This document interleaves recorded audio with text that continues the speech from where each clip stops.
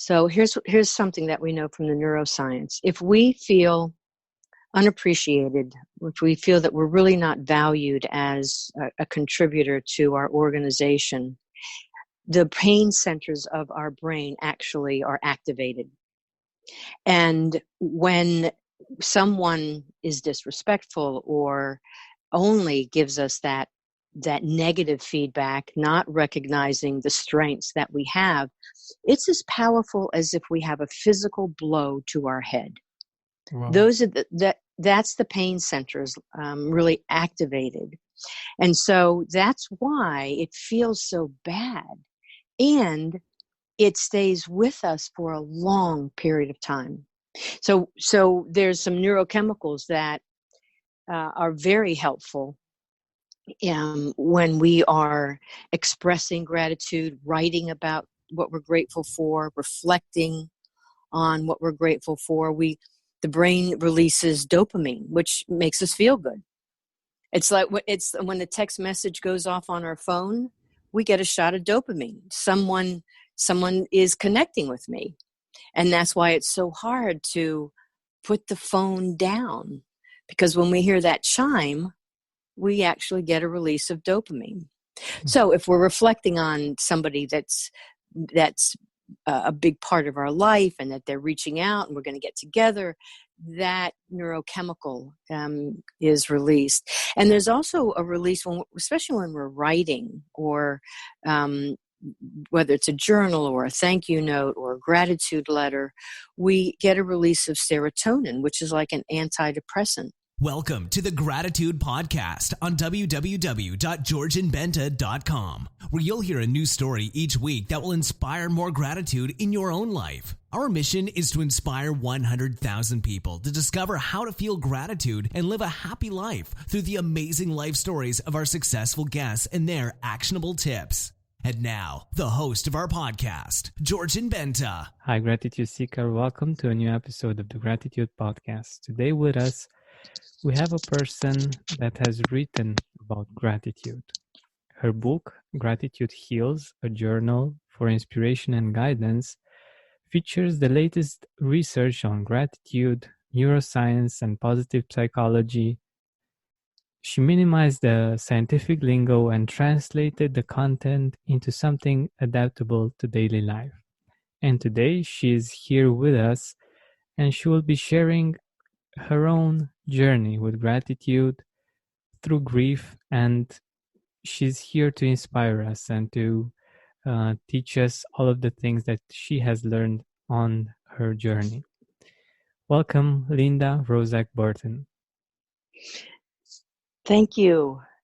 Hello, Georgian. I hope you're doing well today. I sure am. Thank you. So let us know a little bit more about you, about your story. I'm really curious. Thank you. I'm happy to share that. I am actually an executive coach, and my coaching methodology is based on positive psychology, the science of gratitude, and how our brains actually work. I'm certified as a brain-based coach out of the Neuro Leadership Institute. And as I began to bring the science of gratitude into my coaching practice, I actually began to truly practice gratitude. I didn't consider myself ungrateful, but when I began to practice, I began to realize that I really was looking at the world differently. I was looking at what was working well.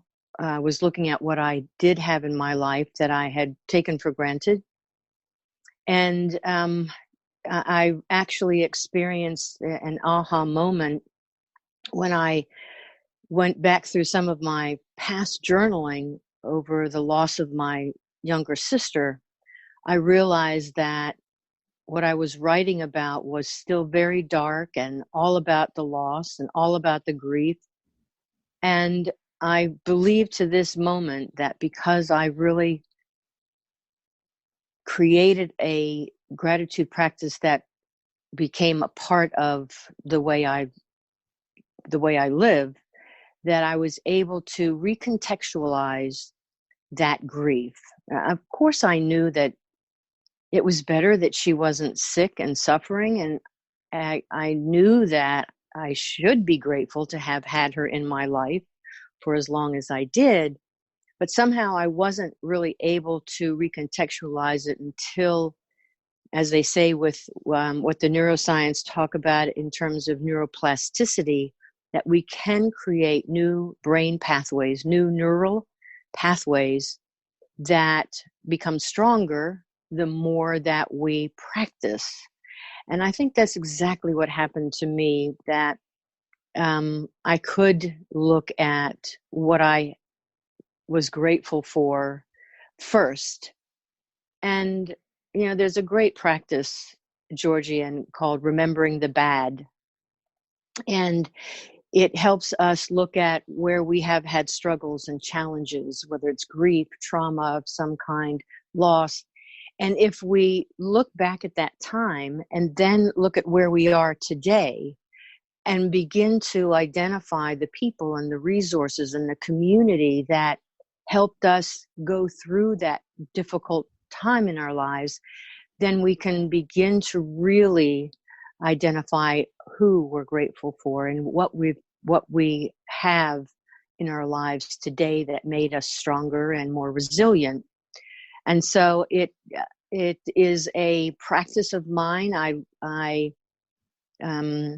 think every member of our family and every friend that knows of my work has actually heightened their awareness of gratitude, and the book has helped get the message out even further.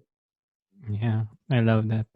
And it's very funny that you mentioned that, because I feel the same way about my friends and family. Even if I'm not the kind of person that is like, okay, you should definitely do this, you have to do this, or you should be grateful, or anything like that, because I believe freedom of choice is very important, and it's important for people to want to do something, not to feel obliged to do this. But like you said, they are more aware of gratitude, and it's very sweet that they are, even people that I work with are very aware of gratitude, and very I don't know, they just feel like they could be more grateful, and they try to apply gratitude, at least in the interactions that they have with me. And I think that's so sweet and so beautiful that it's happening. And even if that's not something really big, I think it's a seed from which amazing things can grow.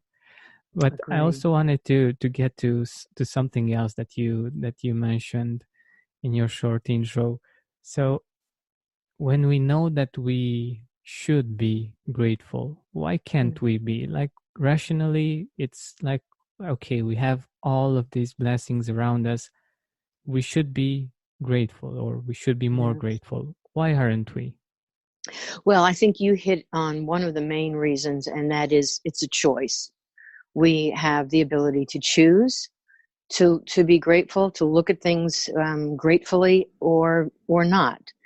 And the other component of it is our brains we have a built-in negativity bias, and that's kept us alive as a species for so long.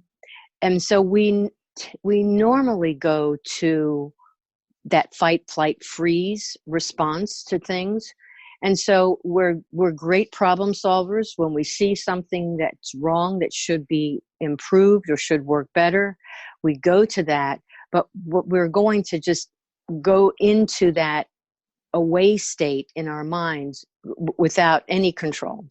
And so that's the beautiful part about practicing gratitude. We're still going to have that negativity bias. It's built in, and we have the choice to look at how we're thinking and reframe it.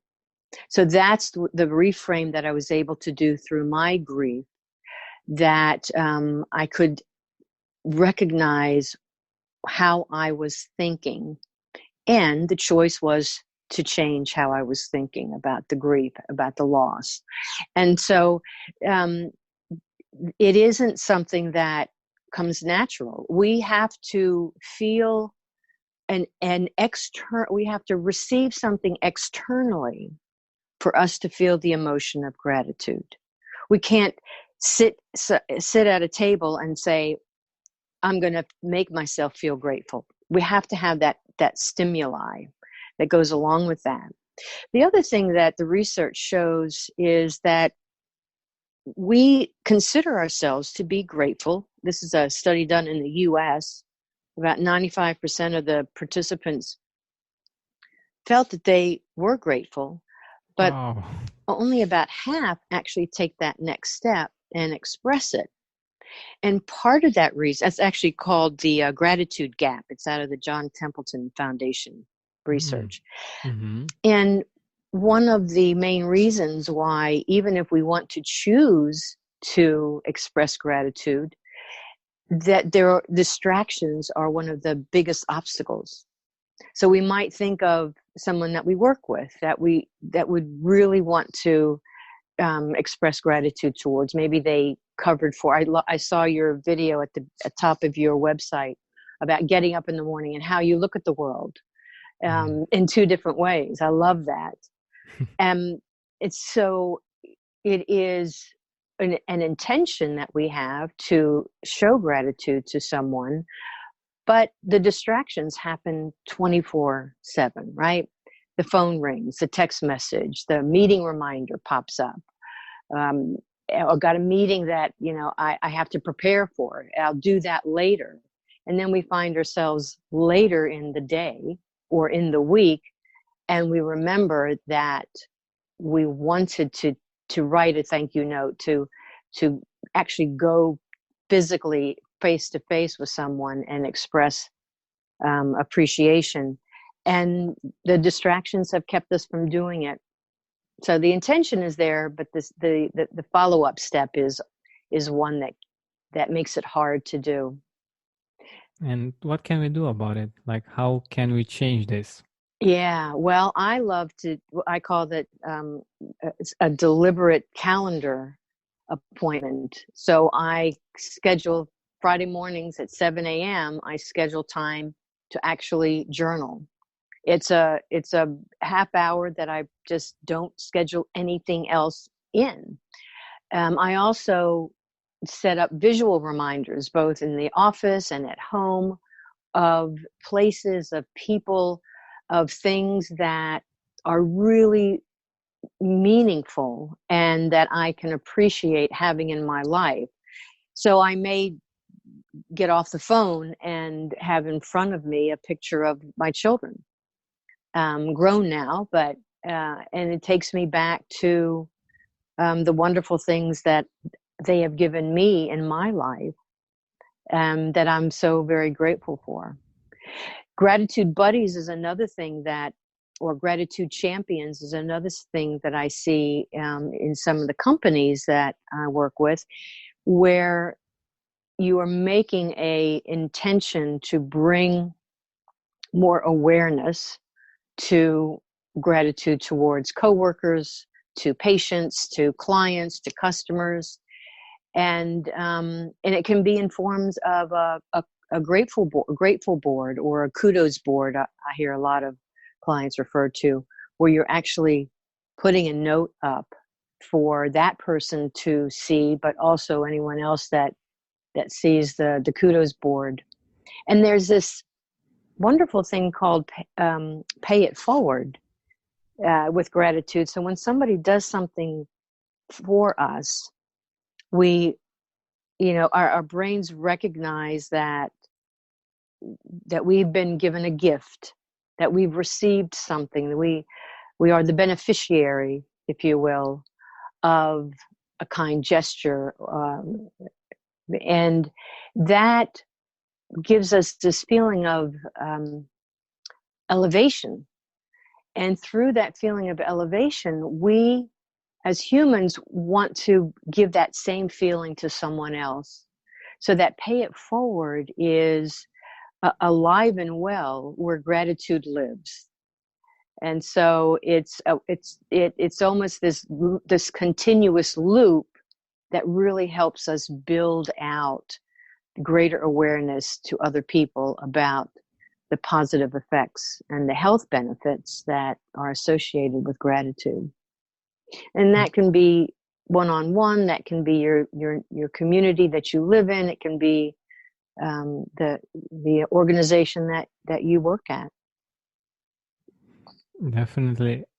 I was actually thinking about the fact that sometimes this is exactly what we need, especially in the workplace. For instance, when you have to do all kinds of things and you have all kinds of deadlines and I don't know, just things that are time that have a time constraint of some sort. Usually when we make mistakes or when things aren't perfect, that's when we get the feedback. Yeah. And at least in my case, when I get that like for several times, it's just, it puts so much focus on what's not okay that I am thinking that, I don't know, it's everything is bad or everything is not okay, you know, like I have that sensation that because the person that I'm working with isn't seeing the part that is good or isn't expressing the fact that they appreciate the part that I am doing right.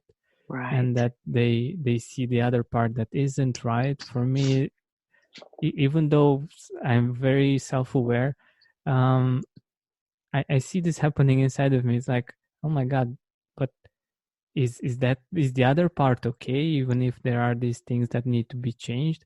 And it's so interesting how we work and how important it is to feel appreciated and to feel recognized for that part that is actually working great and is more than satisfying. Well, you really hit on a very important topic, that one that I absolutely love, and that is that I believe we, in any capacity that we lead, that we need to lead with aligning with how our brains actually work.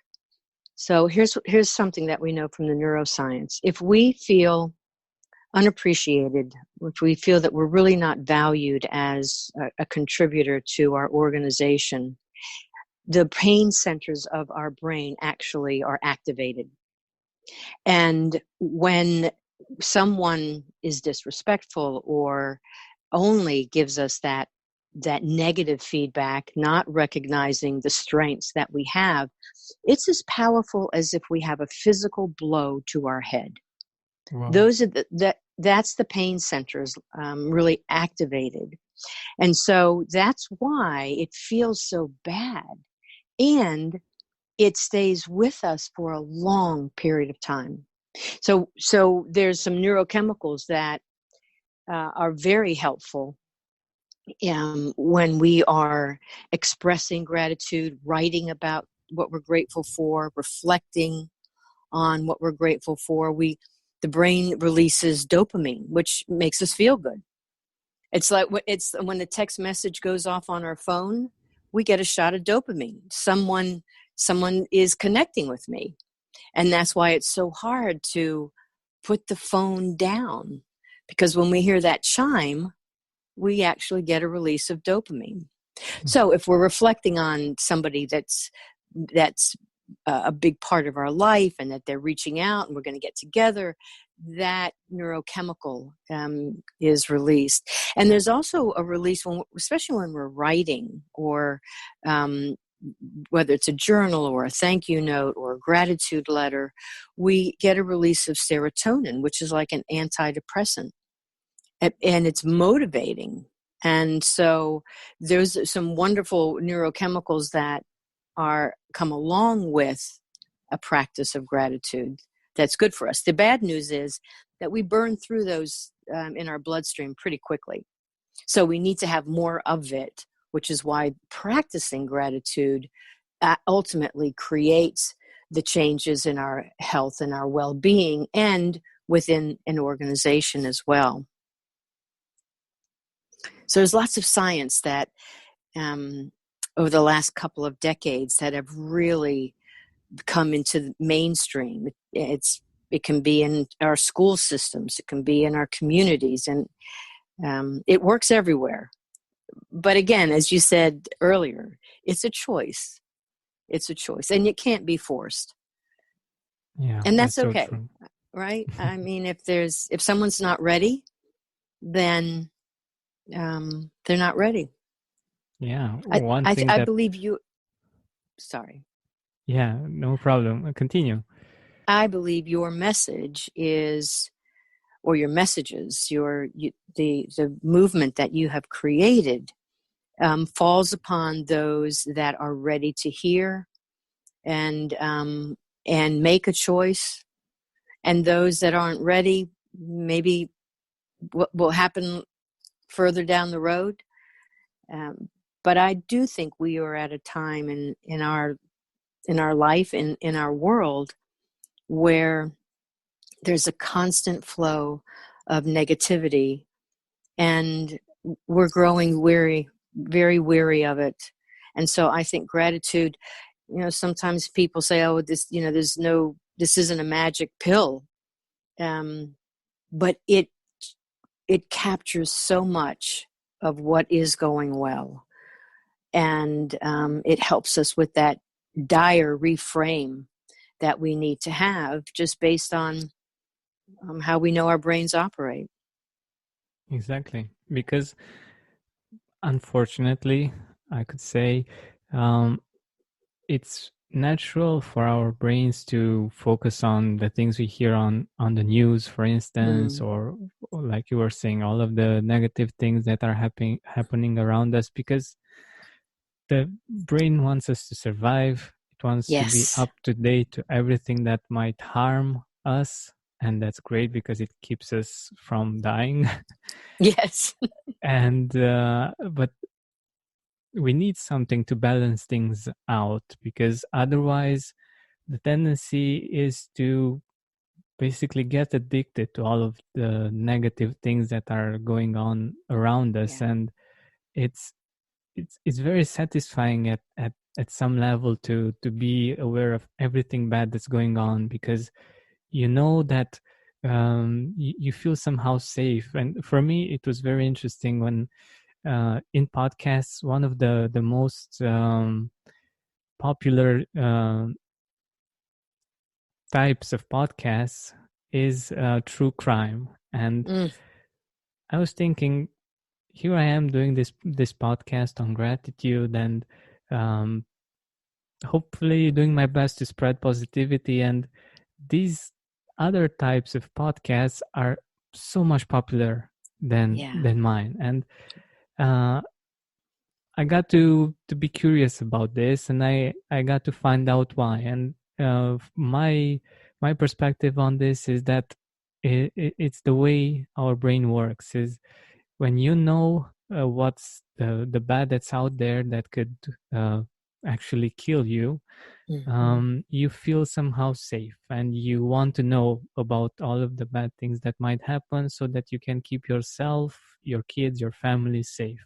Right. And that's much stronger than the urge to be happier, to be satisfied, to thrive. Actually, it's not something that's related to survival. So it's not that interesting for our brains. So for the listeners of the podcast, thank you for choosing this and for choosing something more than just survival, and doing your best not to get killed. Yeah. Well, bad is stronger than good. And that was beautiful how you just reframed what felt as such a negative, for you to be able to see why there's such a high interest in that. I do a lot of work in healthcare, in the healthcare industry, and when you think about it, having that negativity bias saves lives. Right? If I see something going wrong with this patient, I don't like the way the results look. And so that is an amazing strength that nurses and physicians have.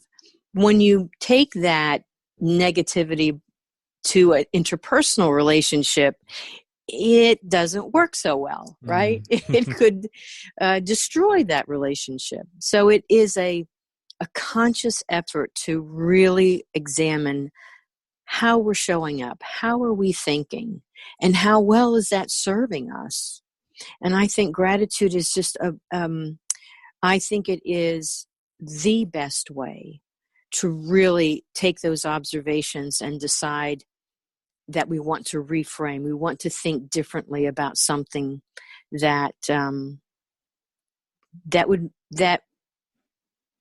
brings us more negativity, and a way to modify that, to start shifting that.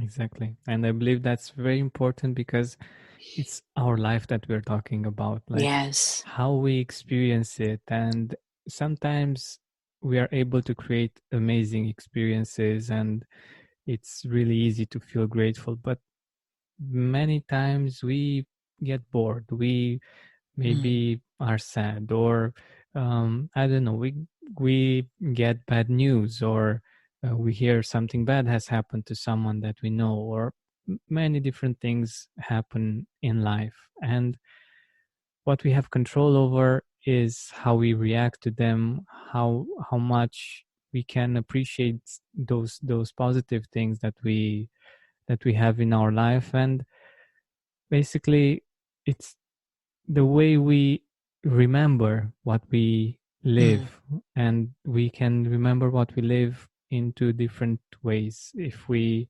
choose to only think about those things that were bad in a day, for instance, Right. that can lead to a certain conclusion. But if we choose to also see the positives, I think we have a different kind of experience. And from what I know, and I'm sure that you can go much more in depth into this, it's also affecting our health, right? Yes, absolutely. Absolutely. There are some wonderful studies. There were studies done on Vietnam War veterans and those that journaled, that really looked at being more aware of what they were grateful for. They actually had lower PTSD symptoms, post-traumatic stress disorder. They've looked at cardiac patients, either high risk or after a coronary event. Those that journaled 8 weeks actually had lower bioinflammatory biomarkers in their blood work. And so, the research out there continues. It does show that it makes us healthier physically, emotionally, mentally. We sleep better. We actually have more vitality. There's some great research coming out for seniors that lower depression symptoms if they are practicing gratitude.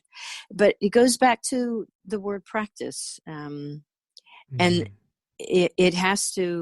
we have to really put some time and energy into how we actually express gratitude, how we write about gratitude, who is an individual, what was a meaningful experience, what was the behavior that someone did towards us, and why is that meaningful to us, and how have we benefited by that, and what are the possible sacrifices that somebody may have given on our behalf. So that's where the gift comes from, that we've received something from someone in a very genuine way, It's not about, hey, I did this for you, now do something for me. That's on the far end of that, nowhere close to gratitude. And so it's the practice. And if we say that we want to journal once a week or 3 times a week, we want to think about 3 good things. And if we don't get to that, not to beat ourselves up, because again, distractions are one of the obstacles that we have that keeps us from really keeping that practice sustainable. But to say it's okay. So I didn't do it. I will start over again this week. And the beautiful thing about this, Georgian, is that awareness grows, that we're strengthening those brain pathways so that we actually start catching ourselves thinking about what we're grateful for, thinking about gratitude. The word gratitude it starts to show up in articles that we read, or when we're listening to someone being interviewed, they'll use the word, I'm so grateful, I'm grateful, or I have gratitude. And it just begins to, it begins to appear. I don't know how else to put it. It begins to appear in our life. And it's another reminder, if you will, that we really have such abundance. But what we hear about so much is that there's a scarcity. And so, and it doesn't mean that it's all smiley faces and emojicons. It is that there are struggles, there is suffering. But even in that, there's an opportunity to really look at what we do have in our lives that we sometimes easily overlook. Exactly. Yeah. Because when you were talking about scarcity and abundance, it's actually just about where we look and where our focus is. And both can be true, and we can bring our arguments to both of them. Yes. But I think the choice is, okay, where do I actually want to have my focus?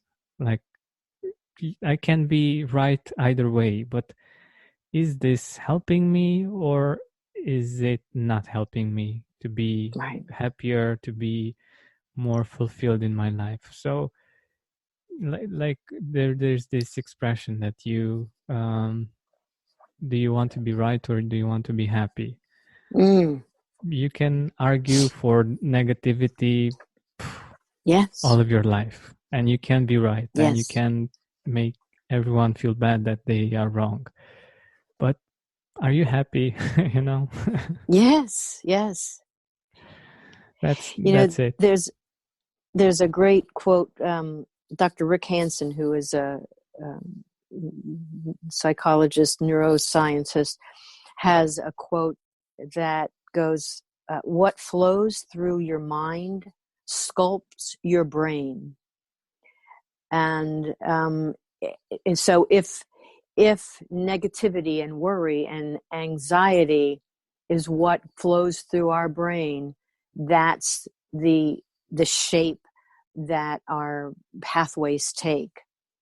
It's almost like the antidote to that is to create more opportunities to bring gratitude into our thinking, into our language, into our behaviors, and to reap the many benefits that we now have evidence of in improving the wellness of our organizations, the wellness of our families, and the wellness of ourselves as individuals.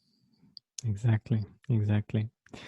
And since we are nearing the end of our time together, I wanted to ask you, what and who are you grateful for in your life right now? Well, I'm grateful that I have come into this work. I'm grateful because I feel that, we talked earlier about what we're passionate about, but I'm grateful that I really feel like I found a greater purpose, and that there's more work to be done. But I'm very, very grateful that I'm here at a time where there's the research, and there's a growing awareness, and there's kind of a counterbalance to the level of negativity that we have in our lives. And who I'm grateful for, it might feel like a standard answer, but it's my family who, the love in my family is undescribable, and having the ability to talk with them every day, to see them, to text them, having that connection is, well, it's a human need, and I have it, and it's the love. I have to say, it's the love that I have from my family and dear friends. So I'm rich. I'm quite rich and abundant with where I am and what I have in my life today. So thank you for that question. My pleasure. And yeah, I totally resonate with that, because this is what actually makes us feel rich. And yes, it's actually one of the things that people that have been researching happiness talk about as well. And I think it's something that we can all find in our gratitude journal, yes. like the people that are in our life and that make our life a bit more challenging at times, but also much better. Absolutely. Well said. Thank you. So let our audience know where they can find you. Where can they get your book? Yes, the book is available on Amazon in any country. It's in English. It's not in any other language. And my website is www.drwcoaching.com. An interesting thing about DRW, Georgian, is that was my sister's initial, DRW, and wanted to keep her, honor her life, keep her in my life, and so they can go to my website. There's a lot of gratitude references and resources and articles that somebody might want to take a look at. www.drwcoaching.com. Awesome. Thank you so much for your time and for being so present and for sharing so many amazing things. Thank you. Thank you for what you do, Georgian. Hey, Gratitude Seeker. Thank you so much for taking the time to listen to this interview. I really appreciate it. And if you could think of one person that would also benefit from it, share it with them. It might actually be the inspiration that they need to make their day or maybe even their life much better. Thank you so much once again. This has been Georgian Benta. Don't forget to keep seeking and spreading gratitude.